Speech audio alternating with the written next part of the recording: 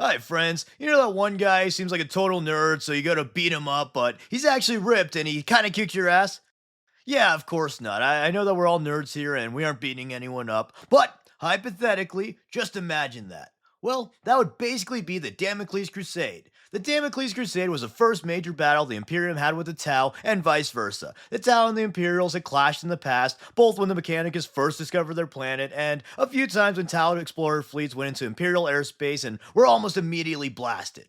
But the Damocles Crusade was on a much larger scale than these previous encounters and was the first proper battle. Before the battle had even begun, the filthy Tau were already trading with Imperials in the fringe worlds by the Damocles Gulf and, gulp, being nice to them. For years, the Tau integrated themselves with the human colonies and converted the Imperiums to the greater good. Which, trading with Xenos, being nice to Xenos, and fighting for good instead of the Emperor was of course problematic to the staunchly xenophobic Imperium. Oh, so you like trading so much, Blue Man? How about we trade hands then? Ow!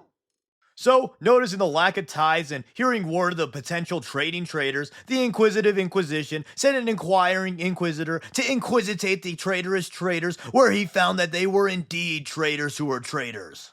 As it was decided that the Tau were indeed a threat, Cardinal Gurney declared a purge on them and sent a fleet alongside his world's Brimlock Dragoons. In addition, some Space Marine companies joined in, noticeably the Ultramarines, White Scars, and Iron Hands. The Crusade prioritized establishing Imperial control on the heretical planets and purging the filthy Xenos who made those heretics heretical. So, the Crusade kicked off with the Imperial forces recapturing the colonies of Garrus and Kleist. Then, they moved into Tau territory to attack the Hydra system. A battle erupted in the space above the Tau planet of Silikel, and this was the first major engagement with the Tau. In space, the Imperials were initially surprised by the Tau's advanced weaponry, which is a phrase I'll be saying a lot in this video. However, the Imperial ships were still much more powerful than the Tau counterparts. The battle was won by the Imperials once the Marine reinforcements arrived. They learned that the Tau flunked pirate ship making school because their ships lacked broadside guns, and the White Scar strike cruisers flanked and quickly destroyed the Tau ships, ending the space battle. With the orbital defenses crippled, the Imperials made landfall. Planetside, the Sice of the Emperor and the Brimlock Dragoons fought the Tau. On the ground, the Tau fared better as the Imperials were initially surprised by the Tau's advanced weaponry. However, despite the Tau's firepower and early advantage, they were surprised by the sheer brutality and awesome might of the Space Marines, which is another sentiment that will be repeated throughout the war. The Tau were even warned by a Guvesa how dangerous Space Marines are and how powerful the Imperium was. But the Tau couldn't fathom her claims to be true since they were just so insane. Which, that might sound dumb, but to be honest, if someone told you that an alien army had an empire like 10,000 times bigger than yours, fields 8-foot indestructible supermen, has walking churches with sun guns, all backed by a near infinite army of soldiers willing to do damn near anything to serve their god emperor, well, you'd think that person was a fucking liar. Also, that Guvesa lady's a bit of a funny fella, but we'll get more on her later. But anyways, due to the Tau underestimating the Marines, they got annihilated in this first battle, but they would eventually adapt and get better. Also, fun fact, one factor that led the Tau to getting obliterated on Silikel was that the Tau were initially using infantry doctrines against the Space Marines, but those were completely ineffective since Space Marines are just such nutty infantry units. So, in future battles, they switched over to using anti-tank doctrines against the Marines. Back to the battle, after reclaiming Silikel, the Imperials casually exterminated a few Tau worlds of no strategic value and made preparations across the Damocles Gulf in order to make some more fields blue. Again, the Tau were surprised by the Imperium's sheer brutality and callousness at eradicating all life on a world just to further their goals. Then, after crossing the Damocles Gulf, the Imperials launched an assault on Dowleth, home of the Dowleth Sept. Being confident from their crushing victory in Hydras, the Imperials rushed their offense, but they were met with much greater opposition this time around. The Tau had a much larger fleet, had orbital stations for their capital world, and were reinforced by Kroot war spheres, which are kinda like mini Kroot craft worlds. Also, another fun fact, the war spheres were made after the Kroot ate some orc mech boys, so the war spheres are technically orc tech. Once again, the Imperials were surprised by the Tau's advanced defenses, and they took heavy losses in this space battle. But they eventually came out on top. At this point, the Imperials were starting to think that maybe the Taus weren't just some pathetic loser guys. They were actually pathetic loser guys with surprisingly strong guns who maybe might just beat us up, and maybe we should stop now. Responding to the heavy defenses, the Imperials took a step back to employ a more methodical approach to destroy the orbital defenses before initiating a ground assault. And so, once the orbital defenses were destroyed, the Imperium pushed the Force Serious button and dropped Titans, tanks, Marines, and Guardsmen to take over the world. And this was about when the Tau realized that the Titans of quote-unquote propaganda were about to give them a proper gander at the business end of a Sun Fury Annihilator cannon. The Imperials took an early advantage, crushing the Tau with their initial assault. However, the Tau pulled a Vietnam and retreated to the forests of the world to stage a guerrilla defense. In addition, the Tau were able to adapt to the new Titan threat by modifying their Manta gunships to engage the God Machines, and using the ever-reliable tactic of shooting a crap load of missiles at whatever thing you want gone. To make matters worse for the Imperials, their forces were being splintered as a young Shadowsun was luring them away from each other. Thanks to Shadowsun, the Imperial forces began to be spread too thin, and the Tau were able to regain their footing and inflict heavy casualties. As the war escalated, Guardsmen had to guerrilla off in the forest against Pathfinders and Kroot, Titans were being taken out by mass airstrikes, and Marines were facing Tau crisis teams led by Commander Farsight. And Commander Farsight was actually Commander Foresight in this instance, since he anticipated facing heavily armored troops and he equipped his men with plasma rifles. The hail of plasma fire and rapid movement of the crisis suits proved more than a match for the mighty Space Marines. Farsight also innovated the Sunforged pattern crisis suit and tactics. These tactics involved crisis teams dropping from mana gunships and destroying everything they could with dual fusion cannons before being flown away to rearm and wreak havoc elsewhere. In addition to Farsight's efforts, Shadowsun was also very successful in leading Tau stealth units to whittle down Imperial forces in night raids and guerrilla strikes. Also, I think it's kind of funny that in this conflict, Farsight canonically thinks Shadowsun is a hottie. So, do with that what you will.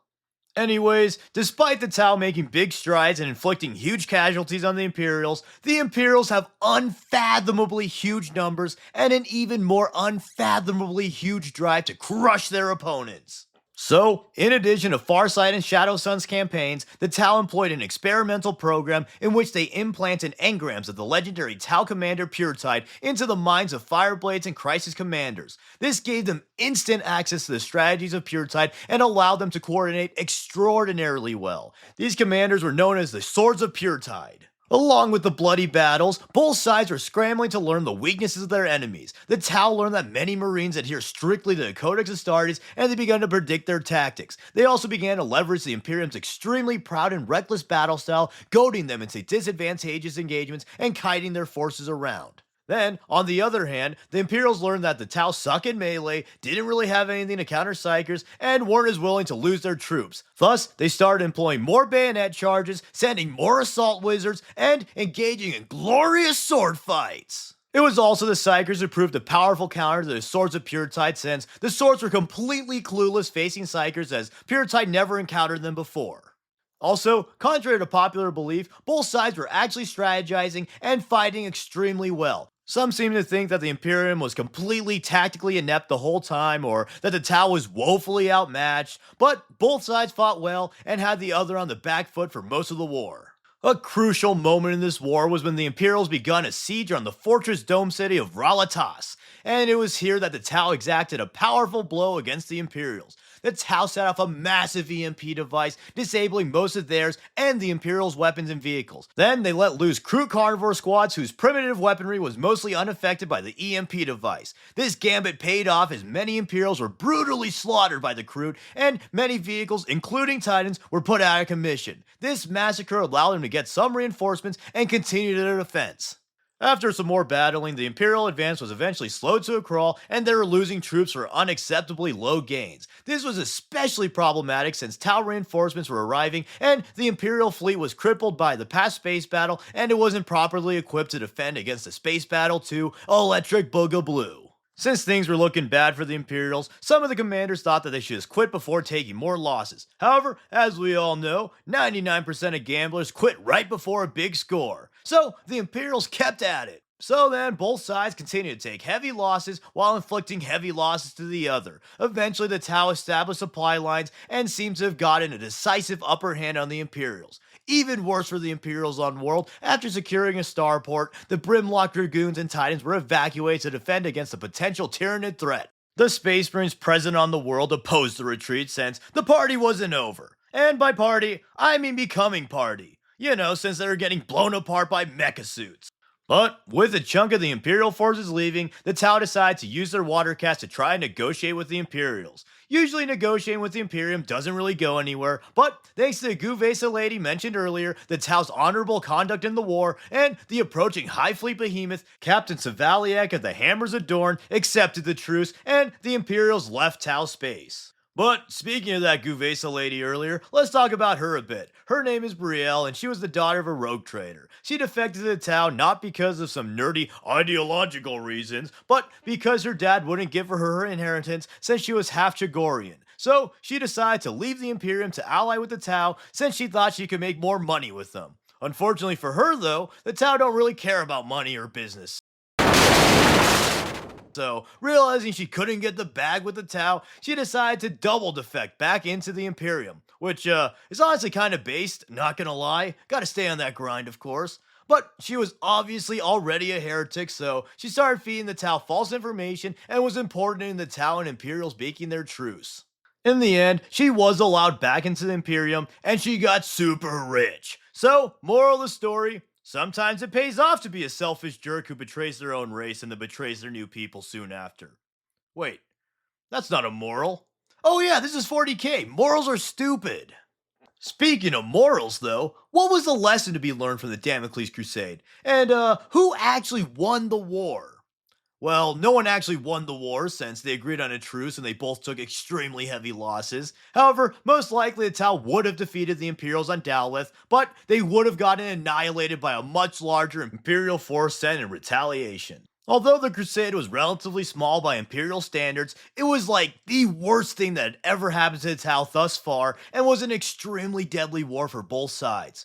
As for lessons to be learned, don't underestimate little blue people with plasma guns, and if your pal tells you that the enemy has church robots, you best prepare for church robots. Jonkles aside though, the Damocles Crusade taught both the Tau and the Imperials not to underestimate the other, and that they would both be formidable opponents in the years to come. The Imperium got humbled and learned that the Tau's relatively small forces can more than compensate with robot suits, railguns, and the power of friendship. Then, the Tau learned that they were a small fish in a big ocean full of big fish with bolters and chainswords. They realized what was a near apocalypse level threat to them was a mere fraction of the Imperium's true might. But this war also demonstrated how the Tau can stand up to the much more imposing factions. They leveraged their speedy tech trees and tactics to run with the big boys. And theoretically, most of the other factions could eradicate the Tau, but why would you destroy the little silly blue guys when you have like a trillion eldritch space bugs with sword arms knocking on your front door? Actually, it might be a bit hard to knock on doors with sword arms, but you get the point!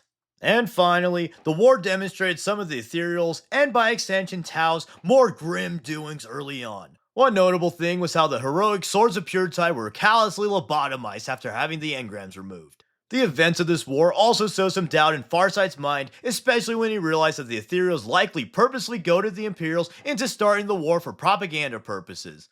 And so that's the Damocles War. It's a pretty interesting event, and I think it showed both factions in a pretty cool light, effectively demonstrating their faction strengths. But anyways, I have a little announcement. Somebody wanted to send me a red gobbo, so I opened a temporary P.O. box for fan mail and such. I'm not sure anyone will send me anything, and you obviously don't have to, but if you did want to, the address is in my channel bio, and I'll do a little review stream if I do get stuff. Thank you to everyone for watching this, and thank you to all my patrons who help the channel grow and help me to make cool videos. And as always, please like, comment, subscribe, and consider sharing to all your trading traders. Thanks! It's pretty funny that after this war, the Tau basically said, you know what? Let's make our own stupidly big Titan walkers.